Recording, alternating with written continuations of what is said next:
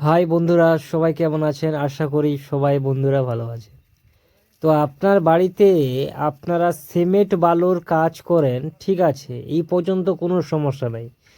কিন্তু আপনি কি একটা জিনিস মাথায় রেখেছেন? আপনি লাখ টাকার সিমেন্ট খরচা করে বাড়ি বানাচ্ছেন, কিন্তু আপনার বাড়ির যে জানটা আছে, যে মজবুতিটা আছে, সেটা বন্ধুরা সম্পূর্ণ কিন্তু জলের উপর কিন্তু ভিত্তি করে।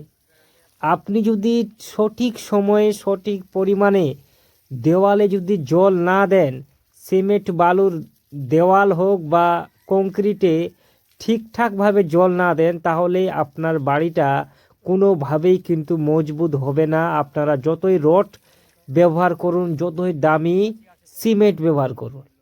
এবার প্রশ্ন হচ্ছে যে আমরা আমাদের বাড়িতে যদি ইটের ক্ষেত্রে হোক, ইটের যখন দেওয়ালগুলি আমরা তৈরি করি, সেক্ষেত্রে আমাদের পানি কতদিন পর্যন্ত দিতে হবে দেওয়ালে, না হলে কিন্তু ওর বন্ডিংটা ভালো হবে না কমসে কম। তো আজকের ভিডিওতে আমরা এটাই জানবো, আপনারা যদি গ্রামে গঞ্জে হন আর না জেনে থাকেন যে দেওয়ালে কতদিন পর্যন্ত তারাইটা আমাদের করতে হবে, মানে দেওয়ালে জলটা দিতে হবে।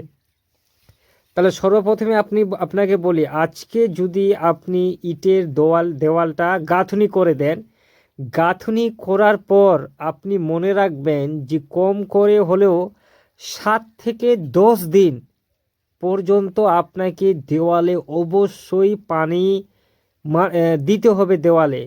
এবার এবার কথা হচ্ছে যে দেওয়ালে জল আমরা দিনে কয়বার দিলে ভালো হয়। তো দেখুন বন্ধুরা, যদি গরমের দিন হয়, চৈত্র বৈশাখ মাস জেঠ মাসের দিকে, ওই সময় একটু গরমটা বেশি পড়ে, সেক্ষেত্রে আপনি দিনে 3 বার কম করে হলেও ভালো করে যে কিউরিংয়ের পাইপগুলো আছে, ওই পাইপ দিয়ে কিন্তু তোমাকে জল দিতে হবে, যেন সম্পূর্ণ দেওয়ালটা ভিজে যায়, কোথাও যেন একটু সাদা না দেখা যায়। আর যদি ঠান্ডার দিন হয়, প্রচণ্ড ঠান্ডা, এবার কুয়াশি, এই ভিডিওটা আপনারা দেখতে পাচ্ছেন, এখানে কিন্তু শীতকালে এই বাড়ির কাজ চলছে, আর শীতকালে কুয়াশির কারণে দেওয়ালগুলো একটু নরমে থাকে। তো শীতকালে আপনাকে দিনে 2 বার, সকাল আর সন্ধ্যা, কমসে কম জল দিয়ে ভালো করে দেওয়ালটাকে ভিজিয়ে রাখতে হবে, যেন মাথায় রাখবেন যেন দেওয়ালটা ভালো করে না শুকায় আর কি। সেই সময় জল দিতে হবে। দেখবেন 7 থেকে 10 দিন পর জল দেওয়ার পরে আপনার দেওয়ালটা পাথরের মতো কিন্তু শক্ত হবে।